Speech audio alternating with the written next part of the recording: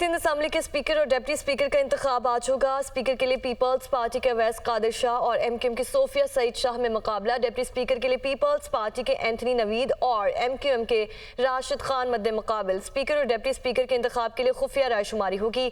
मोहम्मद अरशद इस हवाले से हमें अपडेट करेंगे। अरशद बताइए, इजलास का आगाज कब तक होगा? जी बिल्कुल, देखें सिंध असम्बली में स्पीकर और डिप्टी स्पीकर के इंतखाब के हवाले से जो है अब से कुछ देर बाद ही जो है इजलास शुरू होगा। अरकान सिंध असम्बली जो है वो ऐवान पहुंचना शुरू हो चुके हैं। ये जो इंतखाब होगा स्पीकर और डिप्टी स्पीकर का, ये खुफिया रायशुमारी के तहत ही होगा। सबसे पहले पैनल ऑफ चेयरमैन का जो है वो अनाउंसमेंट होगी। उसके बाद कुछ अरकान जो हैं वो आज हल्फ लेंगे, तो पहले हल्फ बर्दारी होगी और उसके बाद ये स्पीकर और डिप्टी स्पीकर के इंतखाब का सिलसिला जो है वो शुरू हो जाएगा। गुज़िश्ता रोज़ 147 अरकान ने जो है हल्फ लिया था। 163 अरकान का इलेक्शन कमीशन की जानिब से नोटिफिकेशन हुआ था, जिसमें 147 में से 111 अरकान पाकिस्तान पीपल्स पार्टी के थे, जबकि 36 अरकान का ताल्लुक मुत्तहदा कौमी मूवमेंट से था। तो इस तरीके से अगर देखा जाए तो जो पाकिस्तान पीपल्स पार्टी के जो नामजद करदा स्पीकर है अवैस कादिर शाह और एंथनी नवीद डिप्टी स्पीकर, ये बाआसानी तरीके से आदाद शुमार के मुताबिक जो है वो जीतने में कामयाब हो जाएंगे। गो के पीपल्स पार्टी की जानिब से ये एमक्यूएम को तजवीज़ दी गई थी गुज़िश्ता रोज़ के वो अपने उम्मीदवारों को दस्तबरदार करा दें स्पीकर और डिप्टी स्पीकर के। ताहम एमक्यूएम की जानिब से ऐसा नहीं किया गया और एमक्यूएम का ये कहना मौक़िफ़ था कि एमक्यूएम इस मुकाबले में बिल्कुल जो है वो हिस्सा लेगी। इसके साथ साथ जो है आज सिंध असम्बली में ही एमक्यूएम की पार्लिमानी पार्टी का भी इजलास होगा और उस इजलास में जो एमक्यूएम की जानिब से वज़ीर आला के उम्मीदवार को भी जो है वो उसका नाम जो है वो पेश किया जाएगा। और एमक्यूएम का ये कहना है कि आज एमक्यूएम की जानिब से सिंध असम्बली की जो सेक्रेटेरिएट है वहाँ पर वो नाम भी जो कागजात हैं वो जमा करा दिए जाएंगे वज़ीर आला सिंध के इंतखाब के हवाले से। इसके साथ साथ पाकिस्तान तहरीक इंसाफ के भी आज जो आज़ाद के हिमायत याफ्ता जो आज़ाद उम्मीदवार थे वो भी सिंध असम्बली पहुंचना शुरू हो गए हैं और उनका ये कहना है कि वो भी आज जो है वो बाकायदा हल्फ लेंगे और असम्बली की कार्रवाई का हिस्सा बनेंगे। जी ठीक है मोहम्मद अरशद, आपका बहुत शुक्रिया। पंजाब की वजारत आला की दौड़ इंतखाब कल होगा। मुस्लिम लीग नून की जानिब से वजारत आला पंजाब के लिए मरियम नवाज उम्मीदवार, सुन्नी इत्तेहाद काउंसिल ने उम्मीदवार तब्दील कर लिया। मियां असलम इकबाल आउट और राना आफ्ताब अहमद खान इन हो चुके हैं। इसी पर बात करने के लिए नुमाइंदा खुसूसी लियाकत अंसारी हमारे साथ मौजूद है। लियाकत बताइए, नॉमिनेशन पेपर्स का वक्त कब तक है?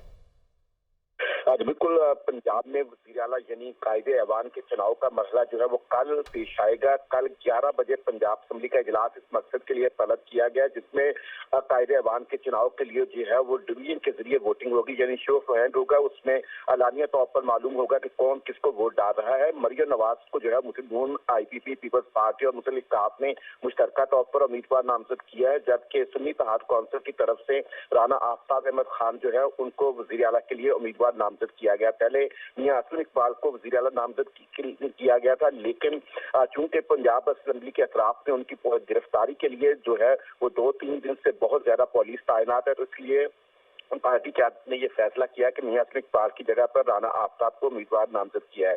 आज शाम 5 बजे जो है पंजाब असम्बली सेक्रेटेरिएट में कागजात नामजदगी वसूल किए जाएंगे। सेक्रेटरी असम्बली आमिर हबीब जो है वो कागजात नामजदगी वसूल करेंगे और 5 बजे तक का वक्त है कागजात नामजदगी जमा करवाने का। लियाकत अंसारी हमारे साथ मौजूद है, आपका बहुत शुक्रिया।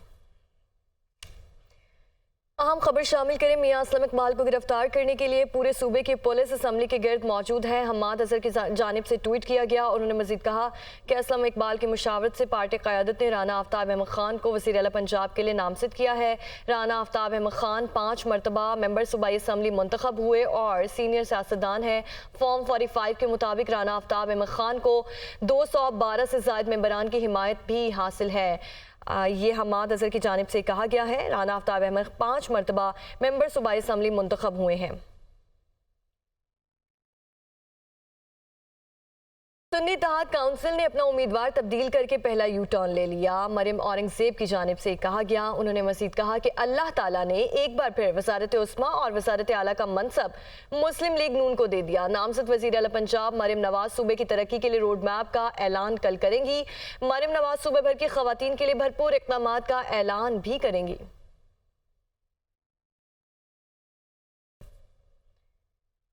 स्पीकर और डिप्टी स्पीकर पंजाब असम्बली का मार्का मुस्लिम लीग नून ने सर कर लिया। मलिक अहमद खान स्पीकर और जहीर इकबाल डिप्टी स्पीकर मुंतखब हो गए।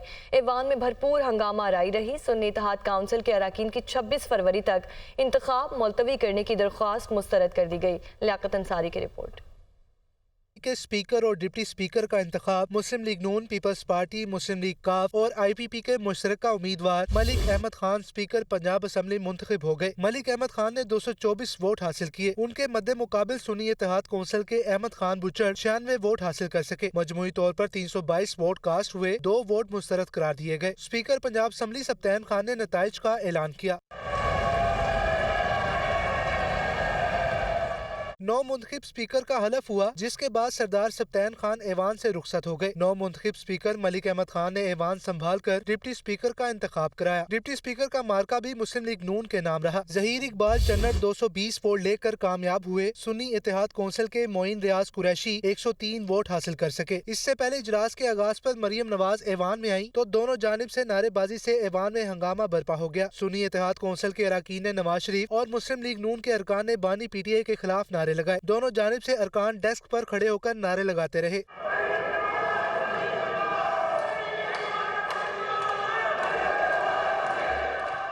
सुन्नी इत्तेहाद कौंसिल के अरकान का मौकफ था कि इलेक्शन कमीशन ने मखसूस नशिस्तों का फैसला पीर तक मौखर किया है, इसलिए स्पीकर और डिप्टी स्पीकर का इंतखाब भी 26 फरवरी तक मुलतवी कर दिया जाए। स्पीकर और डिप्टी स्पीकर के इंतखाब से कबल सुन्नी इत्तेहाद कौंसिल के 4 अरकान हाफिज फरहत अब्बास, वसीम खान बादोजई, राय मोहम्मद मुर्तजा इकबाल, तशक्कुल अब्बास वड़ाई, जबकि मुस्लिम लीग काफ के शाफिया हुसैन और फतह खालिक बंदियान ने हल्फ उठाया।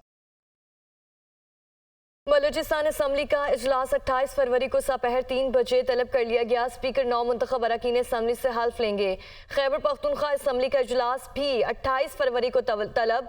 गवर्नर ने समरी पर दस्तखत कर दिए। अहम खबर से आगाह कर रहे हैं, बलूचिस्तान असम्बली का इजलास 28 फरवरी को दोपहर 3 बजे तलब कर लिया गया है। स्पीकर 9 मुंतखब अरकान असम्बली से हल्फ लेंगे। तो नाज़रीन, साबिक सदर आसिफ अली जरदारी से बलूचिस्तान असम्बली के अरकान की जरदारी हाउस में मुलाकात के दौरान बलूचिस्तान में हुकूमत साजी पर तबादला ख्याल। इजलास में MP अब्दुल मजीद बादीनी की भी शिरकत। तमाम अरकान सूबाई असम्बली का हुकूमत साजी में पीपल्स पार्टी की मुकम्मल हिमायत का ऐलान किया गया है।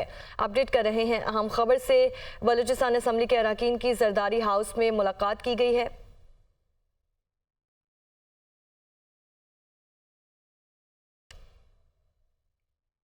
चेयरमैन पीपल्स पार्टी बिलावल भुट्टो जरदारी का कहना है कि जो सियासी जमातें धांधली के बगैर जीत नहीं सकती, वो धांधली के खिलाफ एहतजाज कर रही हैं।